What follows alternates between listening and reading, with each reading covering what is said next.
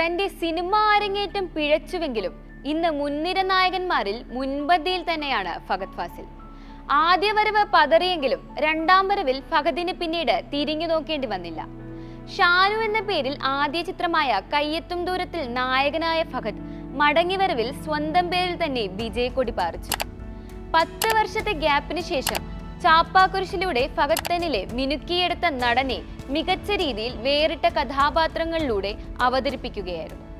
പിന്നീട് 2012 diamond necklace, 22 female Kottayam തുടങ്ങിയ സിനിമകളാണ് തിരിച്ചുവരവിന് ശേഷം പ്രേക്ഷകർ എടുത്തു പറയുന്ന ഫഹദ് ചിത്രങ്ങൾ. മലയാള സിനിമ പിന്നീട് കണ്ടത് ഫഹദ് എന്ന നാച്ചുറൽ ആക്ടറെയായിരുന്നു. നെത്തോലി ഒരു ചെറിയ മീനല്ല, അന്നയും റസൂലും, ആമേൻ, അകം, നോർത്ത് 24 കാതം, ഒരു ഇന്ത്യൻ പ്രണയകഥ തുടങ്ങിയവ 2013 ഫഹദ് ചിത്രങ്ങളെല്ലാം തന്നെ ഒന്നിനൊന്ന് മികച്ചതായിരുന്നു. അന്നയും റസൂലും സിനിമ ഇന്നും ഏറെ ആരാധകരുള്ള ചിത്രമാണ്. ആ സിനിമയിലെ ഫഹദിന്റെ ആ നോട്ടവും അഭിനയവും ഇന്നും മറക്കാൻ കഴിയില്ല. ആമേൻ, നോർത്ത് 24 കാതം, ഒരു ഇന്ത്യൻ പ്രണയകഥ തുടങ്ങിയ ചിത്രങ്ങളിലൂടെ കൂടുതൽ പ്രേക്ഷക പ്രശംസയും അദ്ദേഹത്തിന് ലഭിച്ചു.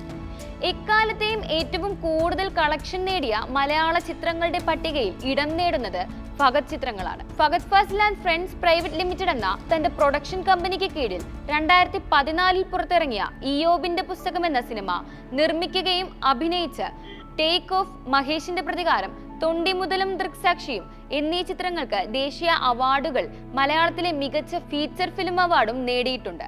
കൂടാതെ തൊണ്ടിമുതലും ദൃക്സാക്ഷിയും എന്ന ചിത്രത്തിലെ അഭിനയത്തിന് മികച്ച സഹനടനുള്ള ദേശീയ ചലച്ചിത്ര പുരസ്കാരവും നേടിയിട്ടുണ്ട്. പാച്ചുവും അത്ഭുത വിളക്കും, ധൂമം, തമിഴിൽ മാമന്നൻ തുടങ്ങി 2021 പുഷ്പ ദ റൈസ് എന്ന ചിത്രത്തിലൂടെ തെലുങ്ക് സിനിമയിൽ അരങ്ങേറ്റം കുറിച്ച ഫഹദ് 2022 കമൽഹാസനൊപ്പം തമിഴ് ചിത്രമായ വിക്രത്തിൽ അഭിനയിച്ചു. പുഷ്പയ്ക്കിനി എതിരാളികൾ ഉണ്ടാകില്ലെന്ന് കരുതിയിരുന്നപ്പോൾ ഒരാൾ വന്നുവെന്ന് പറഞ്ഞുകൊണ്ട് തെലുങ്കിലേക്ക് ചുവടുവെച്ച ഫഹദ് ഫാസിലിന് ഇന്ന് മലയാളത്തിൽ മാത്രമല്ല എല്ലാ ഇൻഡസ്ട്രികളിലും ആരാധകരുണ്ട്. മലയാളം ഇൻഡസ്ട്രിയെക്കുറിച്ച് മറ്റ് ഇൻഡസ്ട്രികളിലുള്ള താരങ്ങളോടും ചോദിക്കുമ്പോൾ അവർ എടുത്തു പറയുന്നത് ഫഹദിന്റെ സിനിമകളാണ്. ട്രാൻസിലെ പാസ്റ്ററായും മലയൻകുഞ്ഞിലെ സാധാരണക്കാരനിലൂടെയും തിളങ്ങിയ ഫഹദ് മഹേഷിന്റെ പ്രതികാരത്തിലൂടെയും കുമ്പളങ്ങി നൈറ്റ്സിലൂടെയും പ്രേക്ഷകരുടെ മനം കവർന്നു.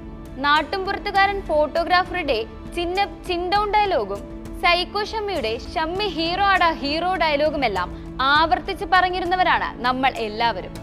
സിനിമയിൽ അഭിനയിക്കാനെത്തുന്ന യുവതലമുറയ്ക്ക് വലിയ പ്രചോദനം കൂടിയാണ് ഫഹദ് ഫാസിൽ.